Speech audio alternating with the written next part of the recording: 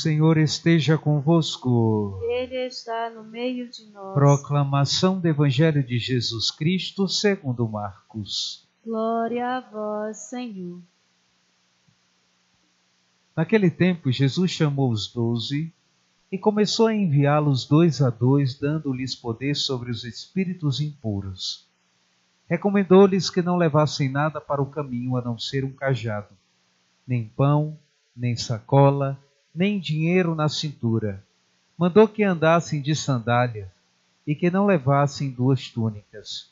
E Jesus disse ainda: quando entrardes numa casa, ficai ali até vossa partida.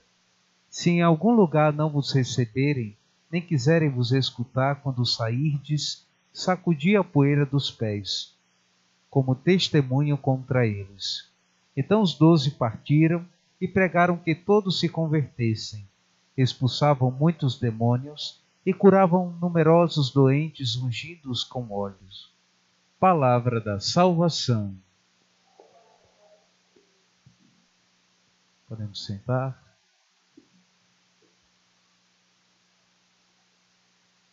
Chamados irmãos em Cristo, às vezes a gente observa o padre na liturgia, e a gente vê às vezes o padre de branco, outras vezes de vermelho, outras vezes de verde, outras vezes de roxo, e a gente não entende muito bem por que essas cores, né? E como se ordena tudo isso? Por que o padre hoje está de vermelho e não de verde, já que a gente está no tempo comum? No tempo comum a gente veste verde. No tempo de festa da igreja a gente coloca o branco ou o dourado. Ou no tempo também de Pentecostes, ou alguma festa da Paixão do Senhor, ou alguma celebração dos mártires, a gente usa o vermelho. E também o roxo no tempo da Quaresma, o tempo do Advento. Mas hoje, como o padre falou, o vermelho simboliza também uma festa ou uma memória que a igreja celebra de algum mártir. E hoje a gente está celebrando a memória de alguns mártires, São Paulo Mique e os seus companheiros. Muitos que foram crucificados por serem cristãos. Ontem também a igreja celebrou a festa de uma outra mártire.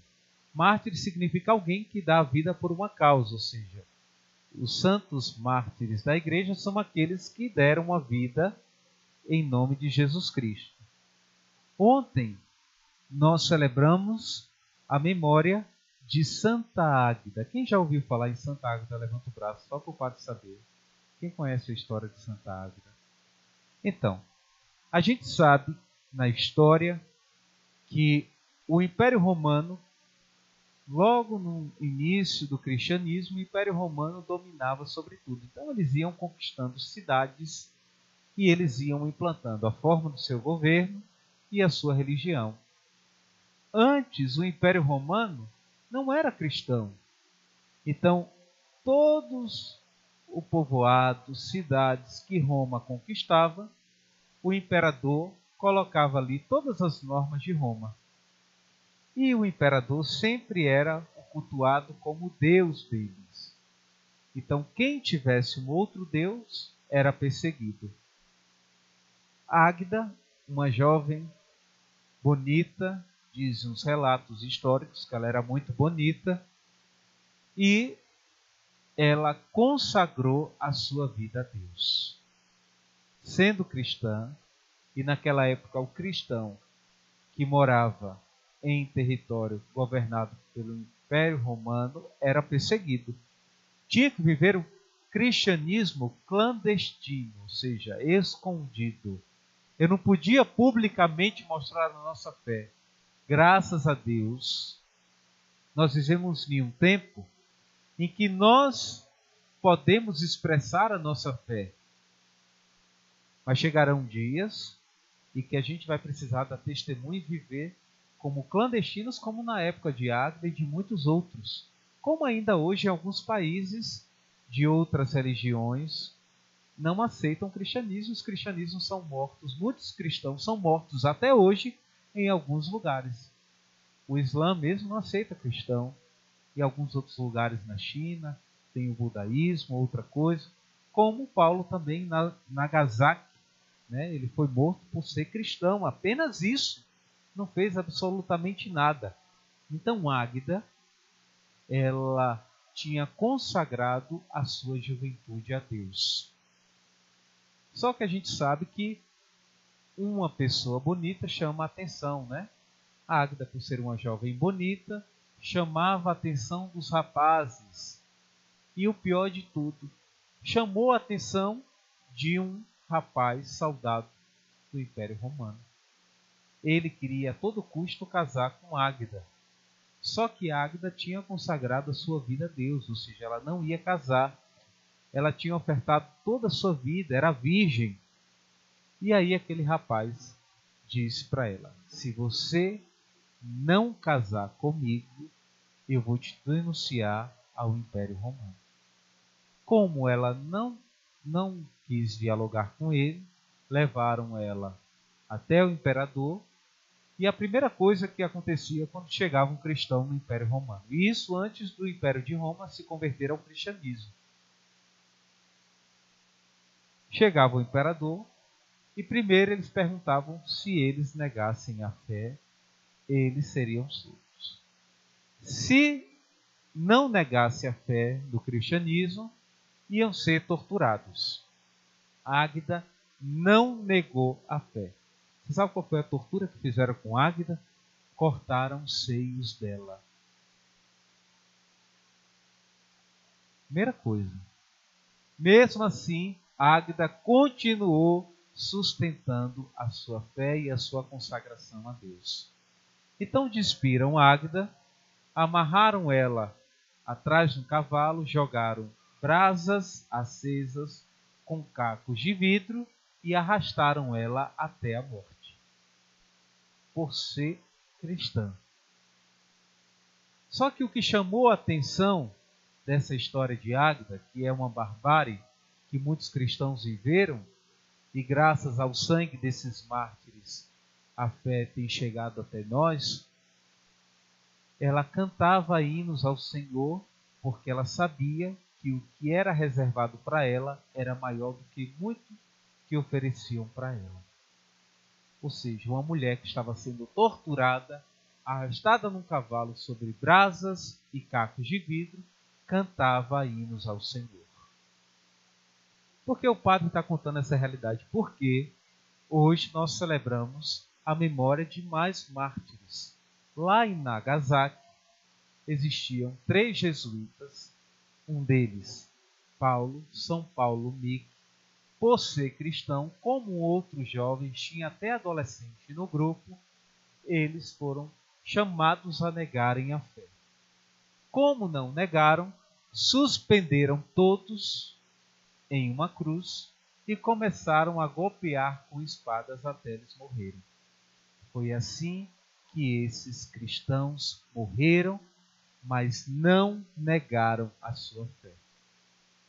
São histórias que quando nós recordamos e lembramos, meus queridos irmãos, nós olhamos para nós e percebemos: meu Deus, como somos ainda pequenos na fé.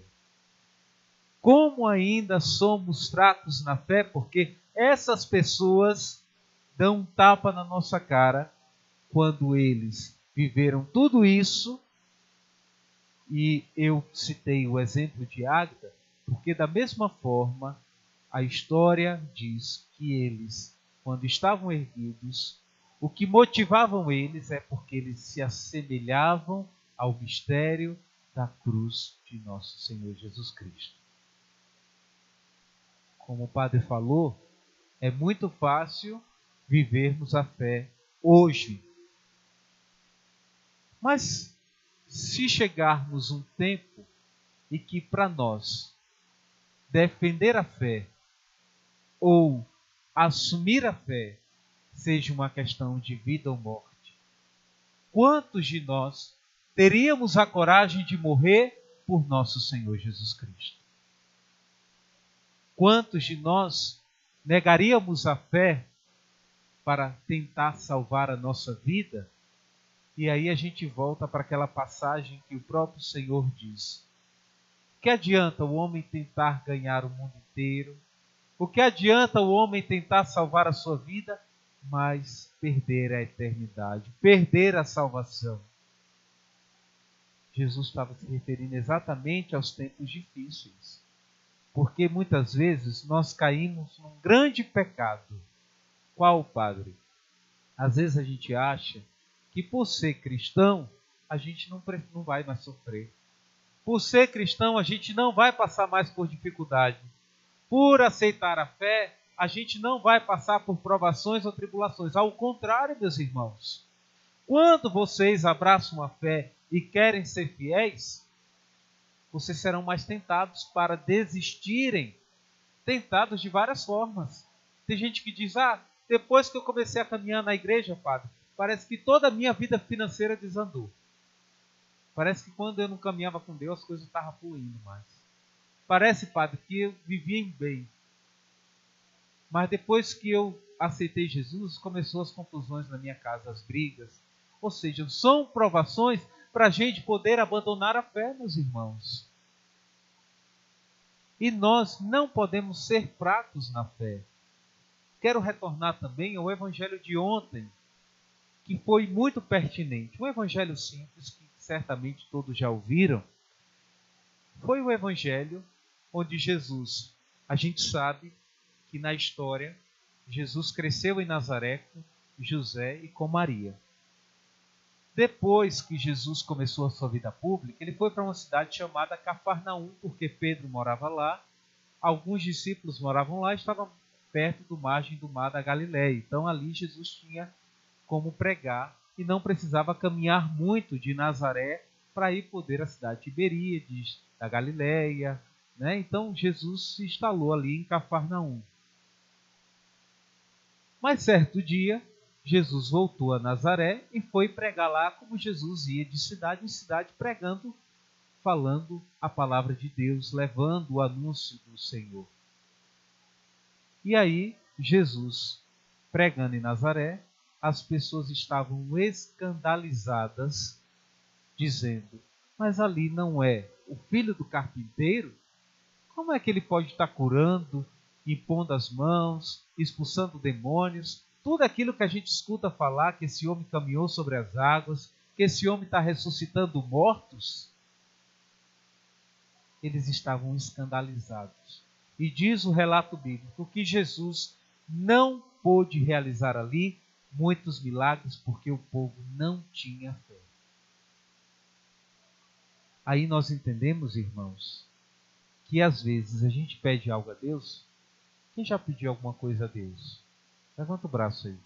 Já pediram alguma coisa a Deus? Todo mundo aqui, né? Ô povo pidão, né? Mas você já pediu alguma coisa a Deus e Deus não atendeu? Vamos entender então uma lógica do Evangelho para a gente poder compreender. Às vezes a gente se frustra porque a gente pede algo a Deus e Deus parece que não nos escuta. Mas a culpa não é de Deus. Primeiro, não é porque Deus seja impotente à sua realidade, ou seja, não tenha força, não possa realizar. Mas é porque é necessário um feedback, ou seja, uma contrarresposta. Que é quando, se a gente pegar nas Sagradas Escrituras, todo milagre que Jesus realizou, primeiro ele tem um diálogo com aquele que pede e ele fala: aconteça ou seja curado conforme a tua fé. Daí nós entendemos que às vezes Deus não realizou aquilo que você pediu a Ele por tantos e tantos anos, porque a sua fé ainda é pequena demais. Porque a sua fé ainda não é capaz de acreditar. Somos um povo incrédulo. Incrédulo a ponto de que Jesus um dia, conversando com seus discípulos, olhando para a cidade de Jerusalém, disse: quando eu voltar, será se eu vou ainda encontrar fé Será se eu ainda vou encontrar alguém que acredite? Por quê? Porque o mundo está nos tornando pessoas incrédulas. Nós estamos nos tornando incrédulos. A gente acha que tem fé, mas às vezes a gente não tem fé. A gente pode até achar e cair no engano que a gente tem fé. Ah, mas minha fé é muito grande. Às vezes não. É só a gente olhar para esse princípio de que muitas vezes a gente acha que Deus não está nos ouvindo. Não é porque Deus está sendo apático ao seu pedido, à sua prece, à sua oração. Mas é porque a sua fé é pequena demais para poder enxergar o milagre de Deus para acontecer na sua vida. Por isso, meus irmãos, olhando o exemplo desses mártires, de Santa Ágata, dessa jovem que renunciou a tudo por Cristo, desses religiosos, adolescentes cristãos, que foram erguidos e foram assassinados por serem cristãos. Aproveitemos o tempo que temos, porque o tempo que a gente vive é o tempo da graça. O tempo da liberdade de expressão religiosa para deixar que a nossa fé aumente. Porque senão, se nós não tivermos fé e deixarmos que o mundo roube até essa pequena fé que temos, certamente será difícil podermos ver o milagre do Senhor acontecer na nossa vida. E quando vierem os tempos difíceis, certamente seremos os primeiros a negarem o Senhor por querer salvar a nossa vida. Quem quiser salvar a sua vida neste mundo, disse o Senhor, vai perdê-la. Mas quem perder a sua vida por amor a mim, ganhará a eternidade. Louvado seja nosso Senhor Jesus Cristo. Fiquemos de pé.